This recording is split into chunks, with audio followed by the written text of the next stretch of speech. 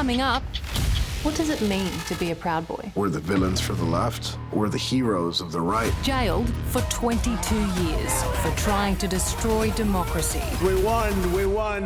But thanks to Donald Trump, Full pardon. Enrique Tarrio is free. Proud Boys! Now he and his menacing Proud Boys They made my family suffer. are set to settle old scores. And the people who made them suffer will pay. That's next on 60 Minutes.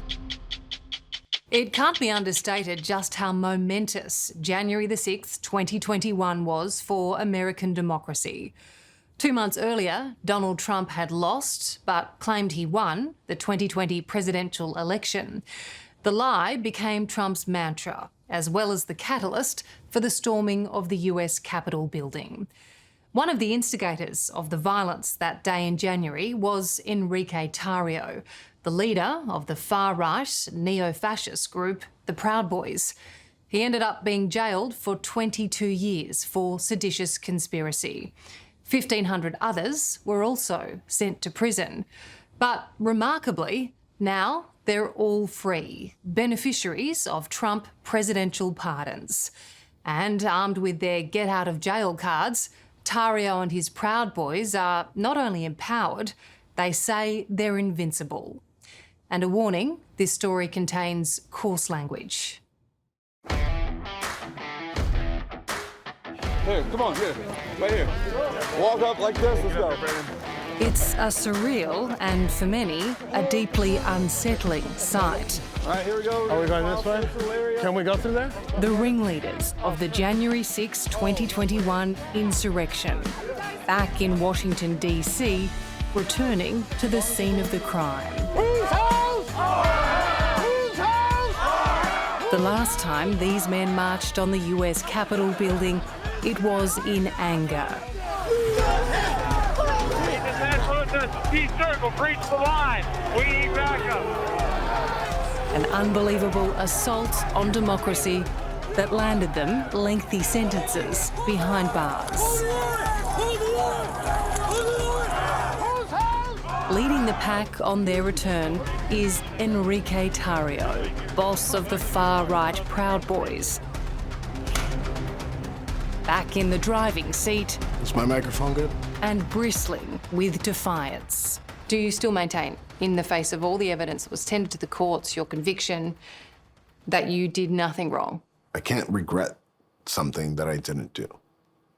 And that day, I did not attempt to overthrow the US government. We did what the cops won't do and cleaned up the fucking streets!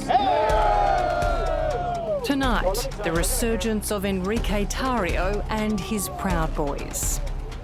What they did to me and my brothers was wrong. The ugly new reality for a nation on edge. They're emboldened, empowered, and hungry for revenge. They made my family suffer for 3 years. And the people who made them suffer will pay.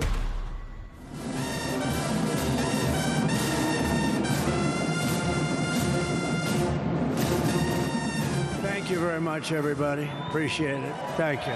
For all of his unpredictability, And you know, tonight, I'm going to be signing on the J6 hostages, pardons. it was a promise made and kept by President Donald Trump. On his first day in office, he freed the rioters who stormed the Capitol.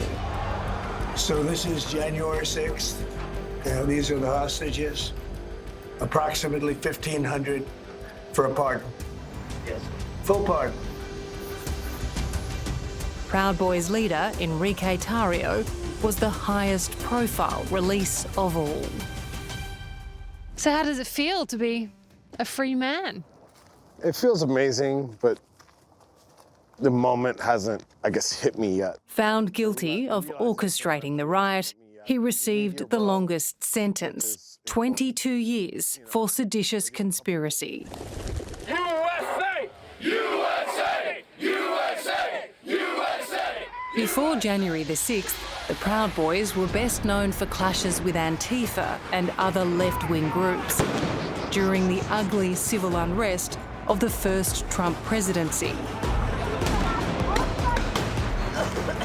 They were a street gang that became synonymous with violence and intimidation to achieve their political aims. I am a proud boy. I'm a proud boy.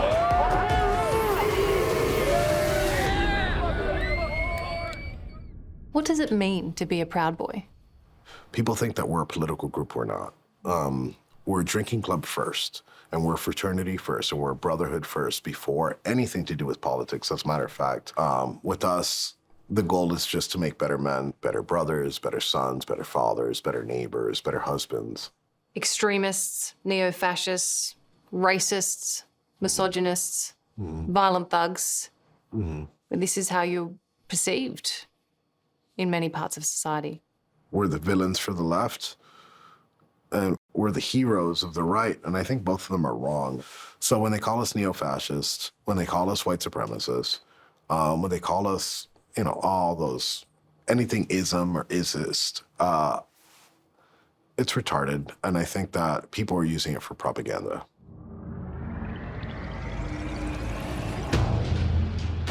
A Cuban-American and a native of Miami, 42-year-old Enrique makes an unlikely leader of a far-right group.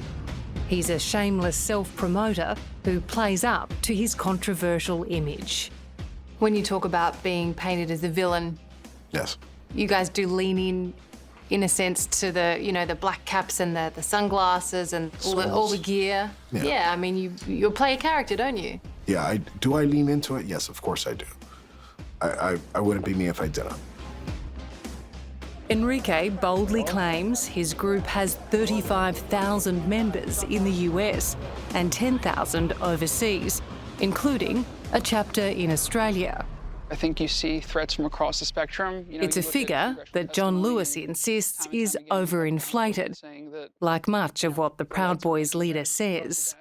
What do you make of Enrique Tarrio? He is an enormously talented grifter. He is a phenomenal propagandist and someone who knows how to lie and manipulate, someone who knows how to get headlines. John is an expert in domestic terrorism and extremism at George Washington University. He's watched the resurgence of the Proud Boys with alarm. I've found it quite difficult to pinpoint their ideology. Yeah. How would you define it? I think they're intentionally obfuscating that, right? They largely support far-right conspiracies. They support far-right ideologies. Their core idea is that they're against any globalist Marxist forces that they think are operating against the white Western world. You leave me alone. I've been stabbed enough times in my life. Enrique Tarrio says the stage was set for January 6 long before his boys breached the first barricade on Capitol Hill. We were already angry for a very long time. And then fast forward 2020, you had these riots in the streets with no arrest, right? And then you had the COVID lockdowns, so if you add in a stolen election, I think it was a powder keg. This was a fuse waiting to be lit. Yes. We're moving on to the next. We're moving. For the Proud Boys, their call to arms came in September 2020, when Donald Trump mentioned them by name in the first presidential debate with Joe Biden. Proud Boys, stand back and stand by. Stand back and stand by. What impact did that have on your group? When he said that, it changed my life like this. That moment, it changed everything. 4 months later, the Proud Boys went into battle. Yeah, just for awareness, be advised, there's probably about 300 Proud Boys. They're marching eastbound towards the United States Capitol. Convinced the presidential election was stolen, they spearheaded the breach of the Capitol building.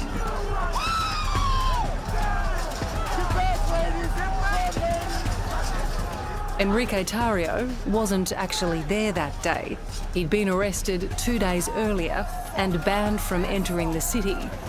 As the mob breached barricades, smashed windows, and stormed the chambers of Congress, Enrique sat in a hotel room and fanned the flames on social media. So at 2:38, Don't leave? Don't fucking leave, yes. What did you mean by this? I meant don't fucking leave. I was rooting for my team at that time. Keep doing what you're doing. Keep doing what you're doing, yes, I did. 2:41 p.m. Proud of my boys and my country. Make no mistake, we did this. Yeah. And what I meant by we at the time was the American people. Despite his conviction, he still denies plotting the insurrection and insists he had no role in what his Proud Boys did that day.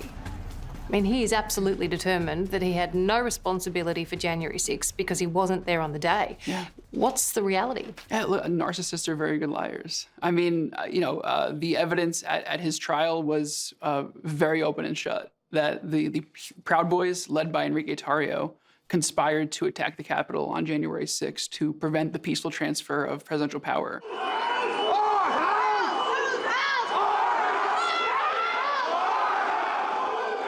Are you proud of what happened that day? Yes, I am. I'm never going to deny celebrating that day. I still celebrate that day. But celebrating it is not akin to sedition, right? Coming up, the brave cop who almost died defending the Capitol. That's the moment where I was first struck with a taser on my neck. Comes face to face with Enrique Tarrio. You're a traitor to this country. Yes, are you, traitor to this country.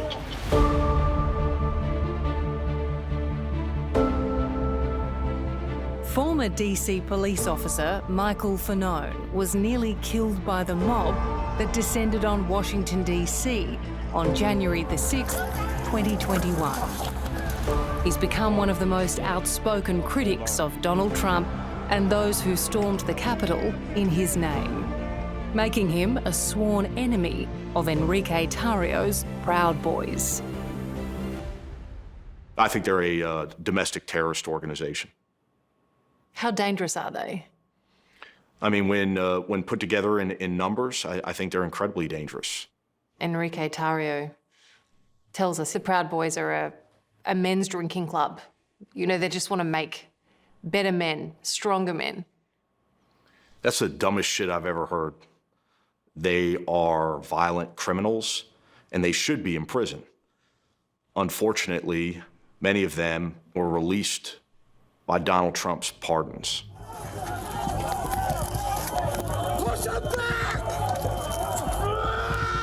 Seeing what Michael went through, you can understand why he's seething.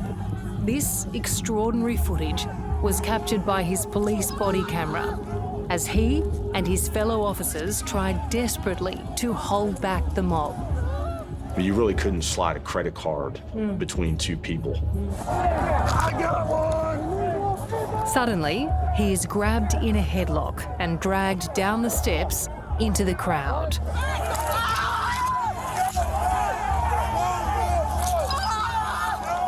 Where he is beaten and repeatedly tasered into unconsciousness. Really, the last, independent recollection I have is yelling out that I had kids. After that, it just kind of becomes a blur.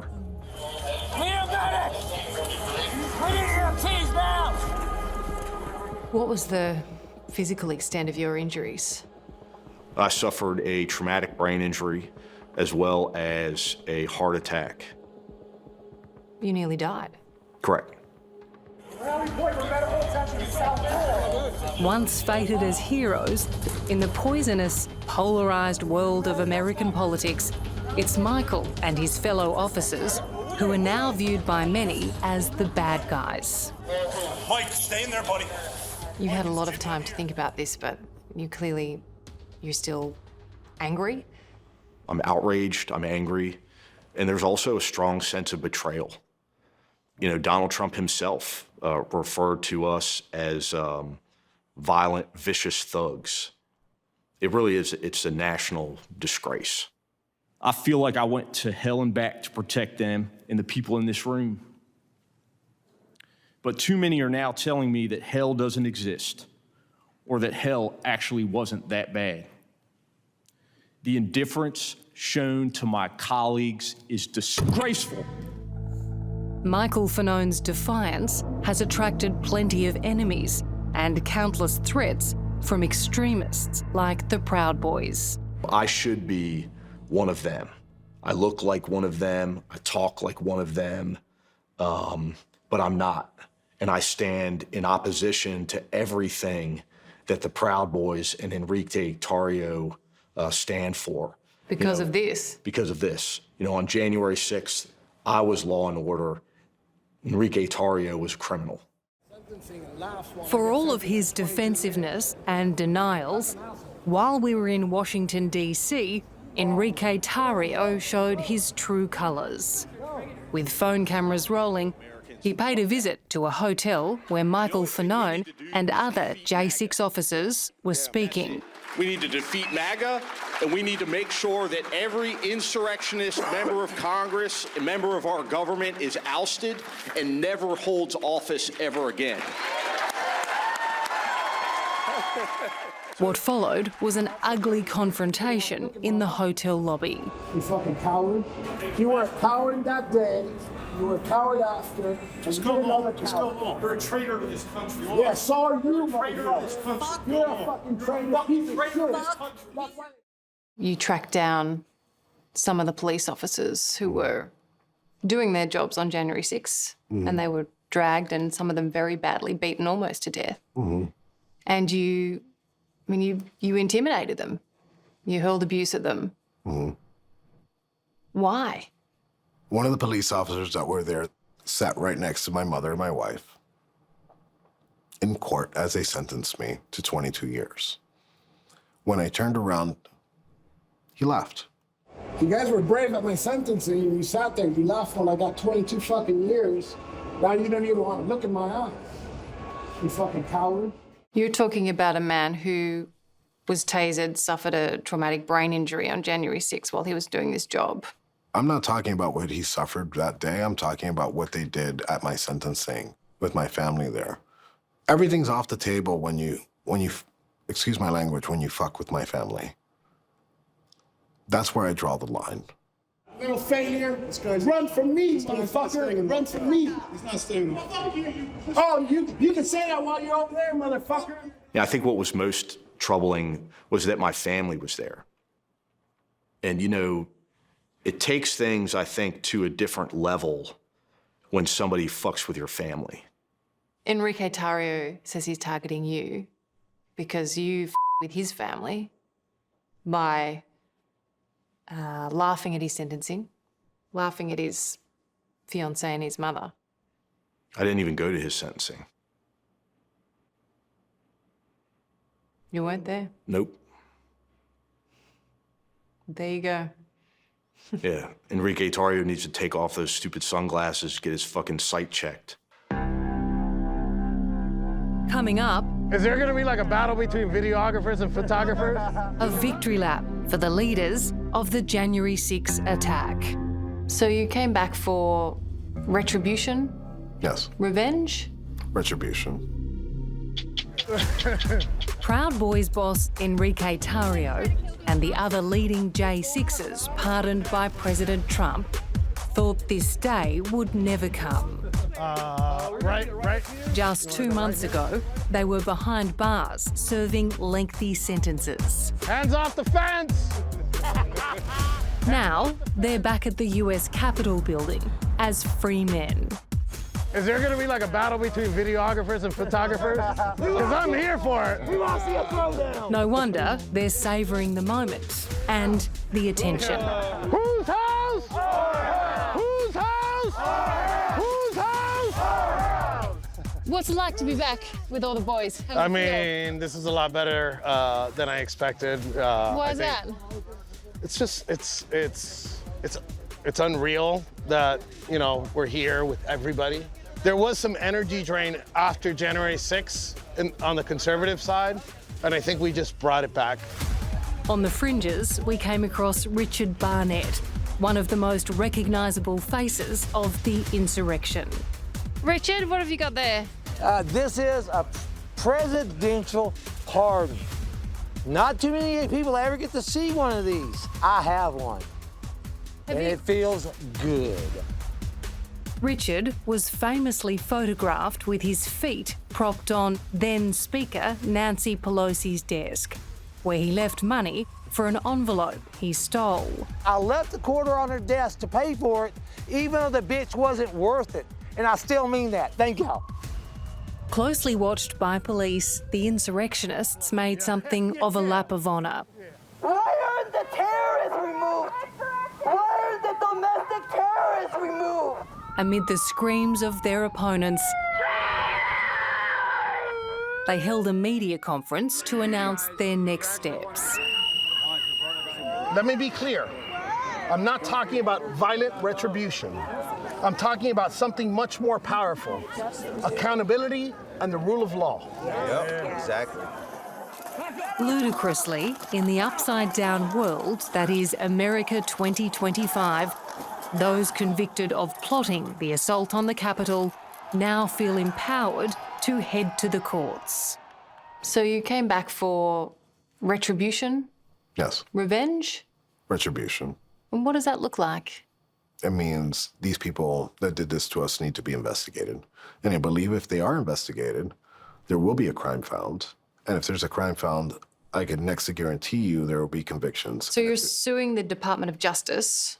We're suing them for multiple reasons, and the main reason is violation of civil rights. The courts didn't release you. The courts, in fact, prosecuted and convicted you and threw you in jail. Do you really have confidence in the legal system? Yes. I believe the rule of law is back. I believe the weaponization of the DOJ for at least 4 years will end. Wherever Enrique Tarrio goes, trouble seems to follow. On the day of his triumphant return to the Capitol, he assaulted a protester and was immediately, but briefly, arrested. Doing good. What are you arrested for? Some lady put a phone right in my face, so I threw her phone. I think that police officer was dying to arrest a Trump supporter.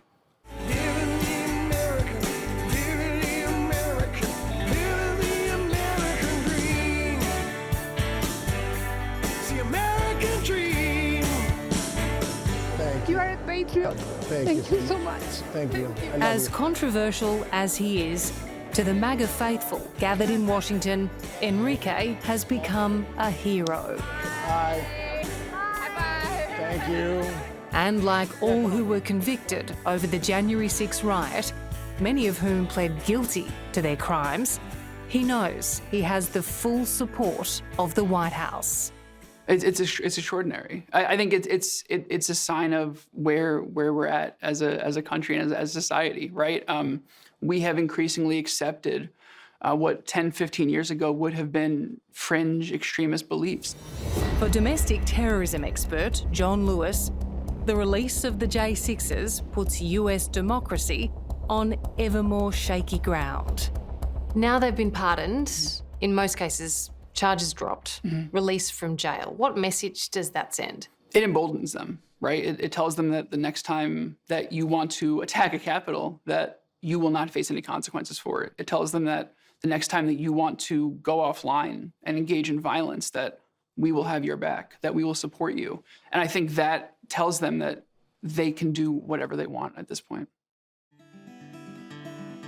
As for Michael Fanone, his life will never be the same. After being beaten and tasered by the mob, Michael's career as a DC police officer was ruined. And now his attackers are free to do as they please. Evil persists when good men don't do shit. And we've got a lot of that right now going on in this country. It's like COVID. It's infecting everyone. Could a situation like January 6 happen again? To that scale, I don't know.